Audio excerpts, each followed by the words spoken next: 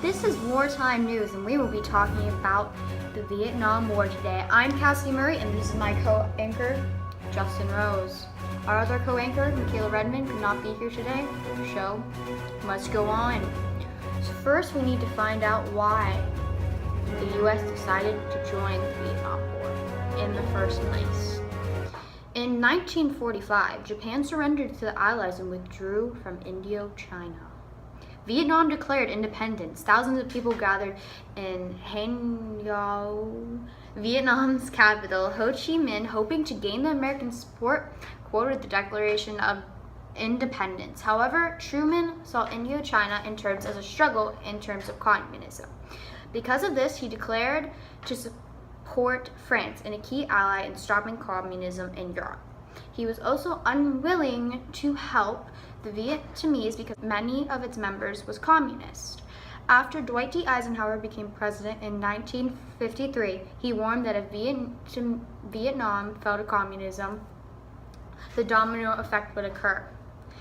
Due to this, the U.S. sent arms, ammunition, supplies, and money to the French forces of Vietnam. By 1945, the U.S. was paying up to 75% of France's war cost. Later on, when Vice President Lyndon B. Johnson took over as president, he was given the responsibility of the war in Vietnam. The South Vietnamese government was collapsing.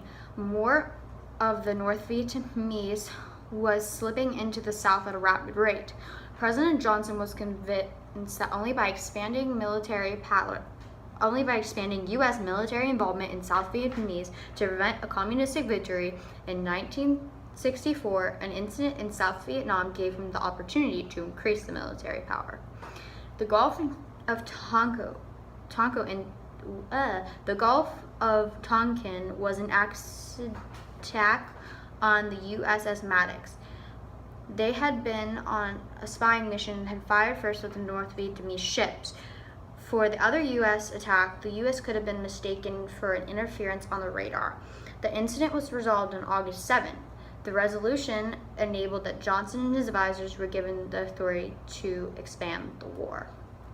Now we know why the war was fought. Let's look at why it was so difficult.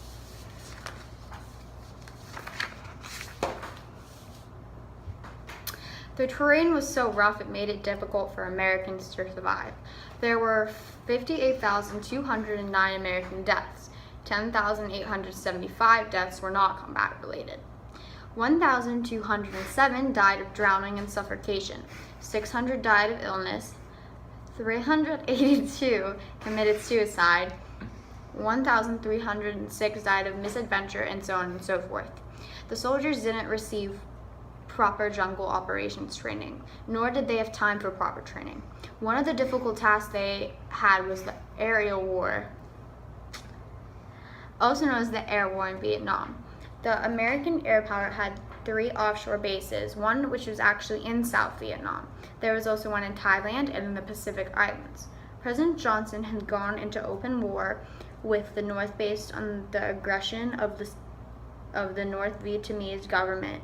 U.S. began bombing. As it became clear the bombing of military targets wasn't stopping the North from supplying its millions, the targets were increased to include major cities. Now we know why the war started and why it was so hard to fight. Now let's look at how the United States procured the soldiers it needed.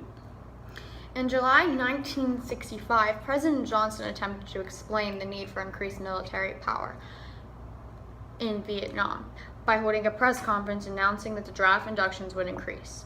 By doing this, the draft brought the war to the American home front. This whole system caused more men to volunteer for the war. If they did this, they would have a better decision as to which branch in the military they would serve in. Between 1964 and 1973, the U.S. government conscripted 2.2 million American men. The draft was necessary and needed to supply soldiers to the front. Now that we know the difficulties of the war and we learned about the draft, let's look at how the opposition movement grew and prospered. The American morale was high in the beginning of the war, although towards the end, the morale had dropped very low. This was due to a multitude of factors, including but not limited to the media, the Watergate scandal, Kent State University incident, the Miley massacre, Pentagon Papers, and the protests of college students and hippies. And the media was utilized by the U.S. government to cover the war and, in theory, boost morale for Americans, although this had been the exact opposite effect on morale for a multitude of reasons. First, instead of covering the bravado of American troops destroying the North Vietnamese troops, they reported the sheer ineffectiveness of the South Vietnamese troops. They also reported a significant portion of the Vietnamese did not want American help in the first place. In addition, they also reported soldiers coming home in wheelchairs and crutches throwing their medals away in protest. The media also accused the U.S. government of inflating body counts, which they were. This was proven by the leaking of the Pentagon Papers. These papers were basically a set of, you guessed it, papers that said the United States government was indeed inflating body counts. Second, the Watergate scandal was a distraction of the people and caused them to have a different train of thought, a domestic one. In particular, the domestic change of President Nixon by way of impeachment. Third, there were protests and demonstrations by college students. In all reality, these students represented a very small percentage of the overall population, but they were very vocal and they started groups such that of the Students for a Democratic Society. In some of the anti-war protests, the protesters would surround the White House and chant, "Hey, hey, LBJ, how many kids did you kill today?" These protests led to an incident on Kent State University. In this, the protests the night before burned the Reserve Officers Training Corps, ROTC for short, and in protest, U.S. soldiers fired upon the crowd, killing several students and wounding just under 10 more. Another incident that the American people weren't too happy about was the Miley Massacre. In the massacre, Lieutenant William Calley had his soldiers kill over 450 women, children, and elderly men. The American government attempted to cover it up, but as soldiers returned to civilian life, they started talking, and eventually the true events of that day were leaked. Now that we've reviewed how the opposition to the war was prevalent, let's look at the Tet Offense. Hit it, Justin. The Tet Offensive was a large-scale assault on militant targets as well as non-militant groups. The Tet Offensive began as an attack on the U.S. military base in Quezon. This attack was an artillery siege on the base that lasted 77 days. Why are you laughing at this? At the end of the siege, the Americans still held the base. Another very significant thing about this attack is that it occurred on January 30th, 1968. This is the Vietnamese New Year. Historically, they've never launched an attack on this date, but the Tet Offensive was not just one isolated incident, it was a string of attacks. Attacks on 12 military bases in over 100 cities, one of these cities housing the American embassy. In this offensive, North Vietnamese troops totaled about 84,000. General Westmoreland described this as a Viet Cong defeat due to the fact the territory they took was quickly retaken by American and South Vietnamese troops. The Viet Cong hoped this attack would spur the South Vietnamese to attack the Americans as well, but they slaughtered them and destroyed their homes, leading to the South Vietnamese hating the North Vietnamese even more than before.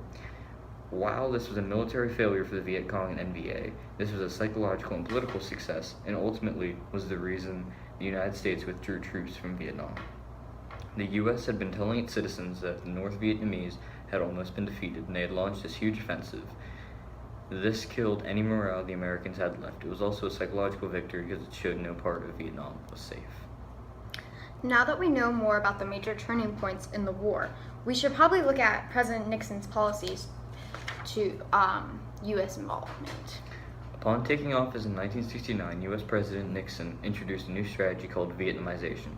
This was aimed at ending U.S. involvement in the Vietnam War by transferring military responsibilities to South Vietnam slowly. This increasingly unpopular war had created deep divisions in American society. Nixon believed his Vietnamization strategy, which involved building up the South Vietnam's military strength in order to facilitate a gradual withdrawal of U.S. troops, which would allow the South to take over responsibilities of defending against communistic takeover, and allow the United States to enter the war with their honor intact. In 1973, the U.S. negotiated a treaty with the North Vietnamese. They withdrew combat forces and declared the Vietnamization project complete. However, in 1975, the South Vietnam fell to communistic forces. While President Nixon took office in January 1969, the U.S. had been sending troops since almost 1965, and some 31,000 American lives had been lost. However, the full-scale U.S. military commitment seemingly had made little progress in defeating the North Vietnamese and the Viet Cong. The enemy forces had endured tremendous punishment, but they remained determined to reunite the country under communistic rule. Facing intense pressure from a war-weary public, Nixon sought a way to disengage the American combat forces without appearing to abandon Vietnam. He rejected calls from the Dubs to end the war immediately and instead expressed a desire to peace with honor. That's very interesting, Justin. Now we know how Nixon affected the war outcome. Let's put it all together. Let's see how the war ended. The Vietnam War was a long and costly war that pitted the communist regime of North Vietnam against the capitalist South Vietnam and its key ally in the United States. The war began in 1954, though the conflict in the region stretched back to the mid-1940s. After the rise to power of Ho Chi Minh and his Communistic Party, Vietnam, he continued against the backdrop of an intense Cold War between the global superpowers, the Soviet Union and the United States. More than 3 million people were killed in this conflict, including 58,000 Americans. Additionally, more than half were civilians. By 1969, at the peak of the U.S. involvement in the war, more than 500,000 U.S. military personnel were involved in the Vietnam conflict. In 1975, on April 30th, NVA tanks rolled through the gate of Presidential Palace and Synagogue and effectively ended the Vietnam War. That was very interesting, Cassidy. Yes, this was a very good conversation, and it's important that all of our students learn about the Vietnam War in American history. Well, folks, have a good night. That's a wrap. I quit.